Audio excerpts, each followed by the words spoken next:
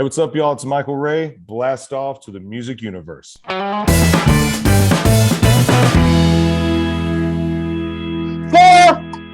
are you, buddy? Well, I'm pretty good. How about you? I'm great. We just talked to Michael Ray. You saw there in the teaser, he's at Hilton Grand Vacation Club, I think at Alara in Las Vegas for the golf tournament. Really, really cool. And if you can check out our article on that on themusicuniverse.com, that will have been posted the day that we did this interview. But that's where he was, and that's why you see that behind him. And we talk a lot about golf, and I actually quite enjoyed that. Yeah, I like miniature golf, if that has any stance in the golf community, which I don't think it does. But I'm not much of a golfer outside of that. Never really tried. I think I could. That's like saying flag. That's like saying flag football could get you into the NFL, right? I'm not interested in any of that, but No. yeah, the tournament. They were kicking things off with a concert with him and even Joey Fatone, and then there's actually a cool event leading up to that in January with In Vogue, Maren Morris, and Ellie Goulding performing with Paris Hilton DJing the event. So that's going to be cool. That's on our website along with that article. But it was cool. We got to chat with Michael in September, and so some of the stuff he mentions may have already happened with like the tour, but it was really cool that we got to hang with him for about 20 minutes and talk virtually. Michael Ray, welcome to the Music Universe podcast. How are you? Great, man. How y'all doing? We're doing well, and we're staying busy. And I know that you've obviously been recording, you've been touring, and you're new to golf, and you're at in Vegas right now for the Hilton Grand Vacations kickoff for their tournament coming up in January. Tell us about how you became involved in that. Man, my buddy Colt Ford was I think he was the first one to bring it to a lot of our attention, I think. And he kept talking to me about it. And I met a couple of the people who were involved before Hilton jumped on and bought it. So been knowing about it for a while, and thanks to Colt brought me in, and it's just truly is like a big family, man. It's a lot of fun. You meet a lot of great people and just a great community and great time to spend with people that are just trying to make memories like we are when we play shows. That's what Hilton Grand's doing, is trying to make memories with families that will last a lifetime. And so for us, it goes hand in hand. Yeah. Excellent. And your involvement, are you actually playing golf as well as performing?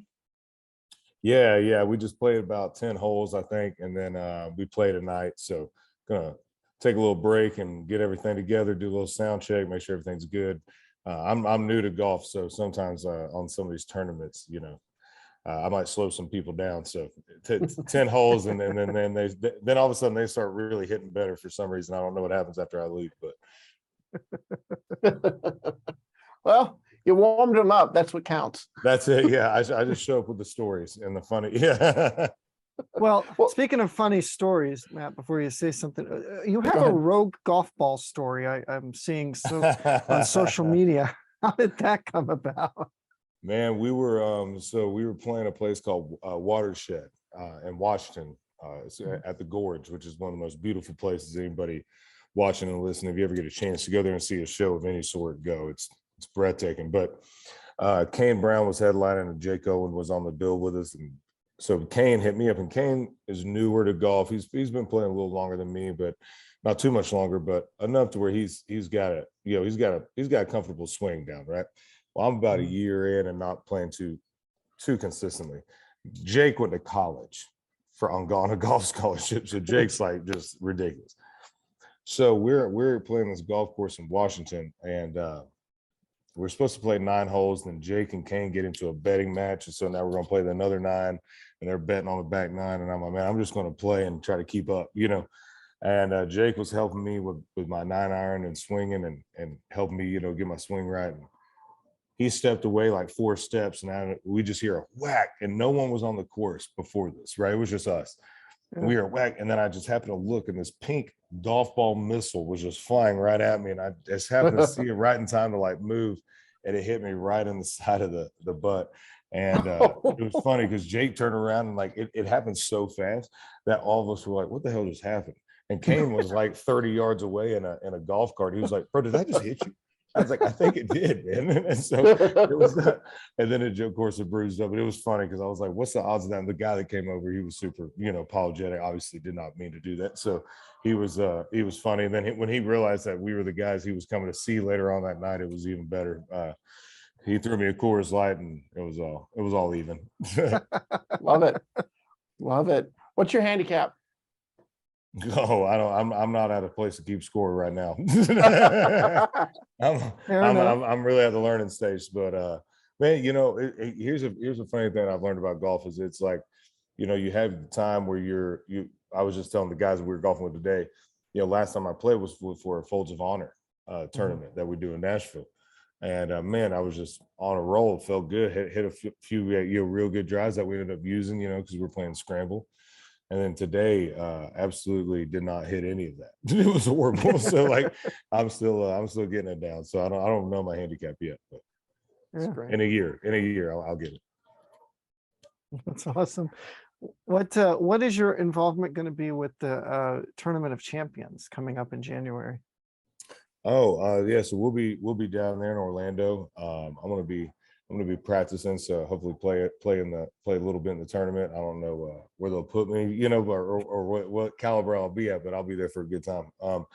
And then anything they need, I love being partners with companies that just create good like experiences and the true, no matter who you meet that works here from top to bottom, everybody's excited to work here, and it just makes you happy to partner up with a company like this. So I always do whatever they need me to do, man. Whenever they have weeks like that, it's all for a great time and like I said, making memories, man. So we whatever they need me to do, I'll do whatever they, as long as they don't need me to try to like be really good on the tournament, then I can't do that. But if they need me to be mediocre and then at least do a good show, I can do that. Fair enough. All right, so let's switch gears, talk a little bit about music.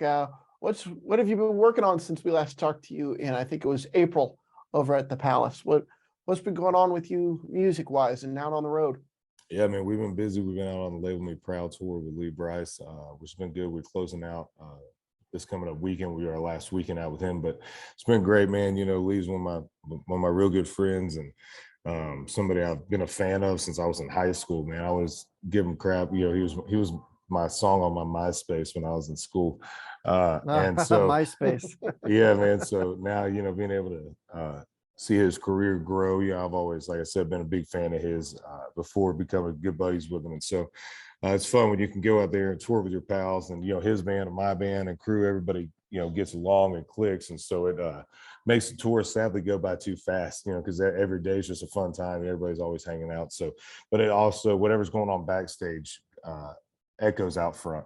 So if everybody's having fun backstage, man, the stage front on the show's just going to be that much better. So that tour's been great. We're looking after we close this tour up, we're going to be going in the studio working with Michael Knox on this next record. So we go in and got some songs we're going to be cutting, and excited to get some new music out. Yeah. Do you think maybe we'll be able to hear something new by the end of the year? Hopefully. I don't know. I know we're going in October, so I don't know if it'll be by the end of the year, if it'll be ready, but definitely by the beginning. Yeah. And you just released the Warehouse Sessions not too long ago too. It's live versions of songs from higher education.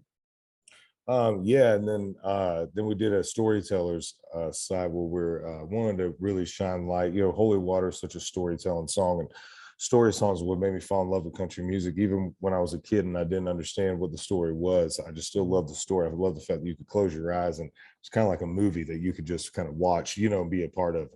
And a good song is like a good movie. You can watch it over and over and over again, so it doesn't get old. And so we wanted to shine light on some of those story songs that influenced country music that I loved growing up.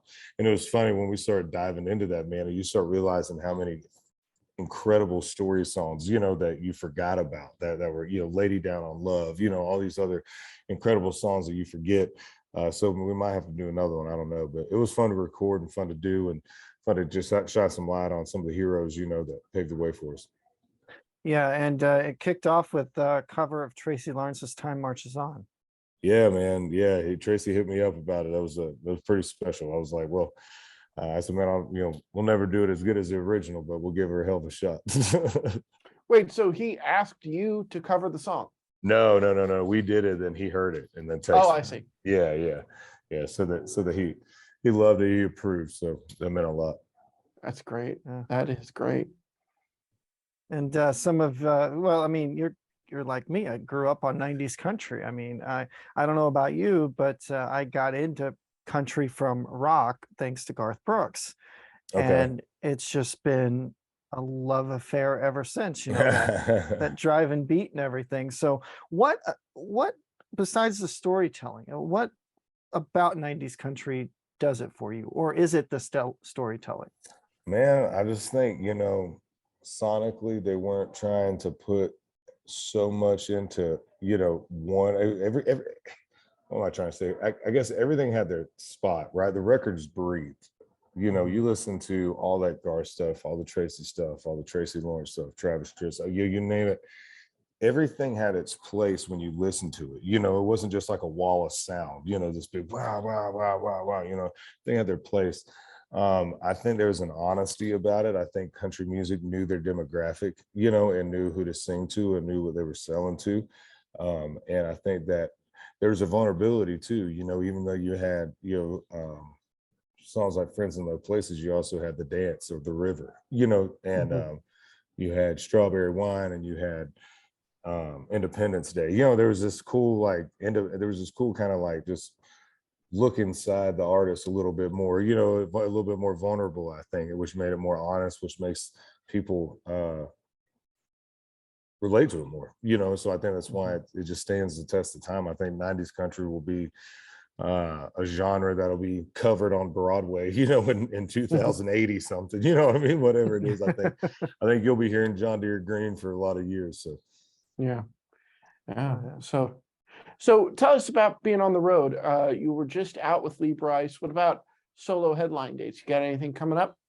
Yeah, man. We've been playing some festivals and stuff, some fairs. We're kind of narrowing it down for the year because we're going into the studio and just really trying to focus on the next record and getting the next single right and ready for radio and for the fans and for streaming. So we're kind of narrowing it down a little bit, but we got some headline and stuff, and then we're working on some stuff for next year and seeing what's out there offer wise. But we'll definitely do some headline and stuff. We're always on the road, so. Going to really focus the end of this year though on this record. So do you have songs written already, or are you a guy that goes in and kind of writes while you're in the studio?